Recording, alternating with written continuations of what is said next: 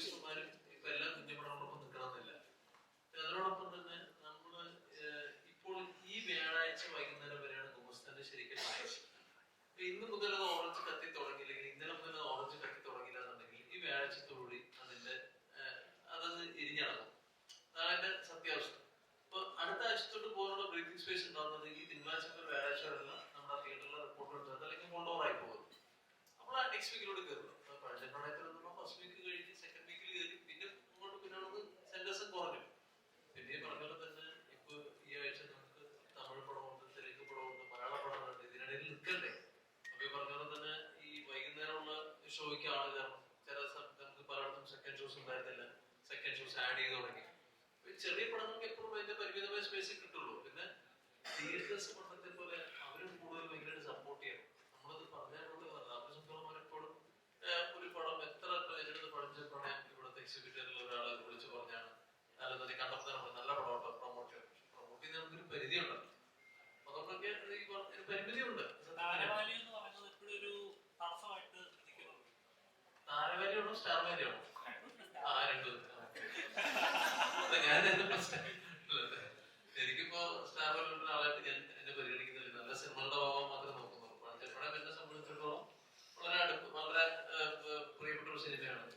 അവരുടെ സിനിമയാണെങ്കിൽ ന്യൂസും നല്ല പ്രിയപ്പെട്ട സിനിമയാണ്. കൂടുതൽ ഞാൻ നവാസകാരോട് ഞാൻ വർക്ക് ചെയ്ത് നമുക്ക് പേര് കിട്ടിയിട്ടില്ല. മത്സരിക്കാൻ താരവാല്യൂ വേണ്ടല്ലോടാ. ഞങ്ങള് ദേവര NTR ഒക്കെ ആയിട്ടാണ് മത്സരിച്ചു.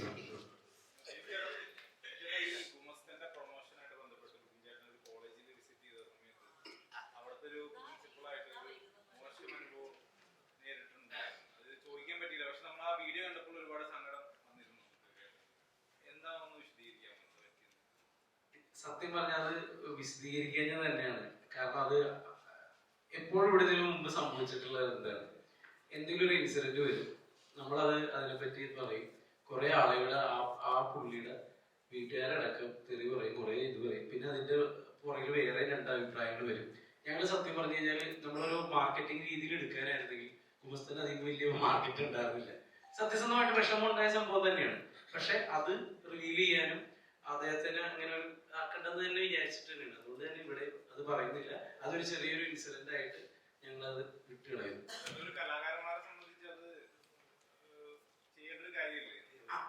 അങ്ങനെയാണ്. പക്ഷെ അതൊന്നും ചിലതൊന്നും തിരുത്താൻ പറ്റില്ല.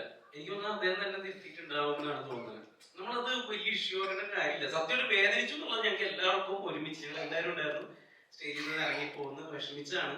പക്ഷെ അത് ഒരാളിലേക്ക് വരുമ്പോ അയാളുടെ ഫാമിലിയും അയാളുടെ മക്കളും എല്ലാം വരുന്നതാണ്. നമ്മൾ ഇങ്ങനെ ഒരാളെ മാത്രം ഫോക്കസ് ചെയ്ത് കുറെ ചീത്തകളൊക്കെ വെച്ചൊന്നും കാര്യമില്ല. അദ്ദേഹം തന്നെ തിരുത്തിയിട്ടുണ്ടാവുന്നതാണ് എന്റെ വിശ്വാസം. അതുകൊണ്ട് തന്നെയാണ് അത് വലിയ കത്തിക്കാൻ കേട്ടോ.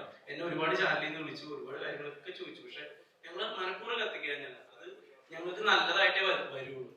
കാരണം എന്തിനാണ് എനിക്ക് മനസ്സിലായി ഈ വരാൻ പോകുന്ന കലാകാരന്മാരെ അല്ലെ, അതാണ് നിങ്ങൾ ഉദ്ദേശിച്ചത്. ഒരു എല്ലാം തുടക്കം ഉണ്ടാവുന്നത് നമ്മൾ വിദ്യാലയങ്ങളിൽ നിന്നാണ്. അതെ അതെ അതെ അതെ. പക്ഷെ എനിക്ക് തോന്നുന്നു ഇപ്പൊ അദ്ദേഹം അത് തിരുത്തിയിട്ടുണ്ടാവണം. കാരണം കുട്ടികൾ തന്നെ തിരുത്തി തോന്നുന്നു. സത്യമായിട്ട് അത് വഷളാക്കണ്ടതാ. അതുകൊണ്ട് പറയേണ്ടതെന്ന് വിചാരിച്ചിട്ടാണ്. അല്ലെങ്കിൽ അന്നേ അത് കുത്തിപ്പൊക്കിയാലേ ഈസി ആയിരുന്നു ഞങ്ങൾക്ക്. ഞങ്ങളുടെ പടം എല്ലാവരും